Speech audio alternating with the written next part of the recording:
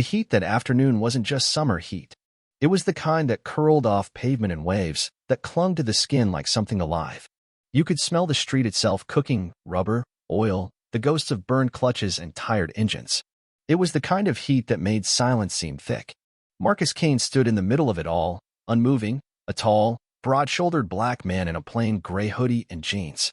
In his hands, he held a cherry pie, gently, like it was something sacred. Because to him, it was.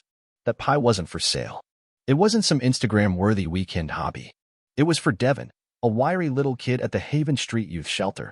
Devin was 8 and had already been through more than most grown men ever would.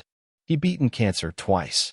His tiny frame carried scars from surgeries, his eyes shadows from too many hospital rooms. He barely had a voice anymore, a soft rasp that floated more than spoke. But every time Marcus came by, that whisper turned into a smile. And that smile? That's what made the pie matter. Marcus had risen before the sun that morning. He'd pitted every cherry himself, folded the crust with care, even carved a little heart into the top. Not because he had to, because it mattered. Because when the world is brutal, the least you can do is offer something gentle. He placed the pie on the roof of his car, still warm, steam curling into the syrupy air, then reached into the back seat for his thermos. That's when he heard it. A sound that didn't belong. A sharp, ugly rip. Marcus turned fast. There, by his rear tire, stood a young white cop. Buzz cut. Aviators. One hand on his belt like a wannabe cowboy, the other holding a knife. And the tire, done. Slashed clean, sagging onto the pavement like a dead animal. The officer popped a piece of gum in his mouth and grinned. "You look surprised," he said. "This ain't your side of town, brother. We got standards here." Marcus didn't blink. The sun was hot, but the heat climbing his spine wasn't from the weather. It was cold. Controlled. The kind that comes right before something breaks. The cop took a step closer. Not quick. Slow. Calculated. He was waiting for something. A reaction. A raised voice. A swing. Anything. On the hood of the car, the pie began to slide. The syrup oozed across the windshield, red and thick, trailing like blood. Marcus just looked at him. Then down at the tire. Then back up again. The cop's face held no shame. Just that smirk. The kind people wear when they know the system is on their side. Marcus didn't speak. Not yet. Because sometimes silence is louder than a shout. The officer raised an eyebrow. "Cat got your tongue?" Still, Marcus said nothing. He turned calmly, walked to the driver's seat, sat down. The car tilted slightly on the ruined tire. The pie was bleeding red down the windshield. He closed his eyes. In his chest, a lock turned. He got out, inspected the tire again. Ribbons. Gone. No spare. It had been stolen a few months back while he was handing out supplies downtown. He hadn't replaced it yet. Life had other bills. Marcus pulled out a folding chair from the trunk, popped it open, and sat in the only slice of shade he could find. He opened his copy of The Fire Next Time. But the words wouldn't settle. His fingers trembled. The cop, Officer Jason Murdoch, didn't leave. He stood by his cruiser, chewing gum like he was on a lunch break. Soda can in hand, condensation dripping down his fingers. Marcus didn't look at him, but he felt the gaze. "This is a lesson," Jason muttered as he passed by. "Don't sleep where they don't know your name." Marcus turned a page. Didn't even flinch.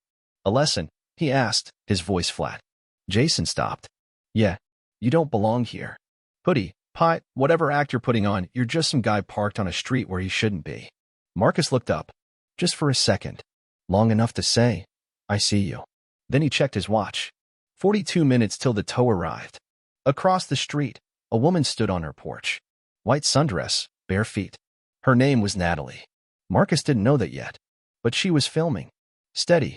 Quiet. Her eyes met his. She nodded. Not frantic. Just a sharp, "Sure, I got you." Then came the buzz of a police mic. Possible disturbance. African-American male. Possibly armed. Marcus's book slipped from his lap. His eyes locked on Jason, who stood a few yards away, still chewing gum, still speaking into the mic like he was ordering lunch. No urgency. No tension. Just a lie. "You just lied," Marcus said. Jason clicked the mic off. Shrugged. "Prove it." Marcus took one step forward. Not threatening, just stunned. He'd seen this before. Not just here. Overseas. In rooms without windows. Where lies got people killed. The air turned thick. Sirens.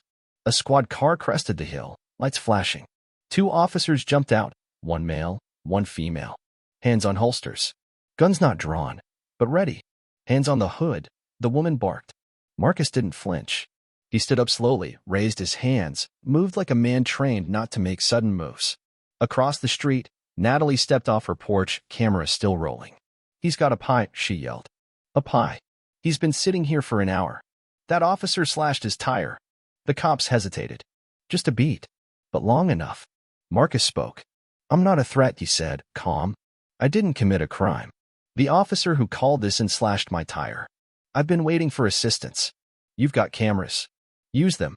The younger cop glanced at his partner. "Requesting body cam review on Officer Murdoch," he said into the radio. "He wasn't wearing one," Natalie said. "I saw it. I filmed the whole thing." The air shifted. The officers looked at each other, then back at Marcus. The tension began to unravel. But Marcus didn't relax, because it wasn't over. From around the corner, a black SUV rolled up. Clean. Unmarked. Windows tinted darker than legal. It stopped behind Marcus's car. The door opened. Out stepped a man in a navy suit. Silver pin on his lapel. Department of Defense. He didn't smile. He didn't nod. He raised his phone. "We found him," he said into the receiver. "Target confirmed. Alive. Unharmed." He turned to Jason Murdoch. "There are some details you're going to want to hear," he added. His eyes said more than his voice. Jason stepped back. "Who are you?" he asked, voice cracking. The man didn't answer. Not right away. He just looked at Marcus. "It's not about who I am," he said. "It's about who he is." Jason's smirk vanished. His jaw clenched. The SUV door opened again. Jason stepped inside, silent. No cuffs. No protest. Just gone. The SUV pulled away. Quiet. Final. The other officers stayed. Still. One with his hand on his radio. The woman looked at Marcus. Then away. Marcus exhaled. For the first time in hours. He picked up what was left of the pie. Set it on the curb. Natalie walked over. "I'm sorry you went through that," she said. "It's not the first time," Marcus replied. "But it should be the last." "Who are you?" she asked. He smiled. "Tired. Worn." "Doesn't matter," he said. "What matters is, they don't do this to the next man." 3 days later, Marcus stood in front of the same shelter. A new pie in his hands. Perfect crust. Golden. Still warm. The door burst open. Devin ran out, hospital bracelet bouncing on his wrist. "You came back," he shouted. "They said the police got you." "Only the tire," Marcus said, holding up the pie. Devin grinned. "Are you a superhero?" Marcus knelt down. "I die." "No," he said. "But maybe you are." That evening, Marcus sat at his kitchen table. A Pentagon-sealed envelope opened beside his coffee. He stared at the phone. When he finally made the call, the voice on the other end said, "Ready to come back?" Marcus didn't hesitate. "If one more person gets hurt because of a badge or a lie," he said, "I won't stay silent." "Not again." "Then welcome back." The next weekend, Natalie's backyard was full, kids laughing, neighbors talking. One cop was there too. Not barking. Just listening. Marcus stood by the grill, apron on, flipping burgers. "I just want to remind everyone," he said, "justice doesn't wear a badge. And doing the right thing never needed permission." Natalie stepped beside him. "All this," she said, looking around, "because of you." "I didn't change the world," Marcus said. "Just refused to let it keep spinning the wrong way." "Still," she smiled, "who are you?" Marcus turned back to the grill. "Just a man," he said. "A man who won't let them keep slashing our tires and calling it procedure." And with that, the coals hissed, the sun dipped, and the block belonged to the people again.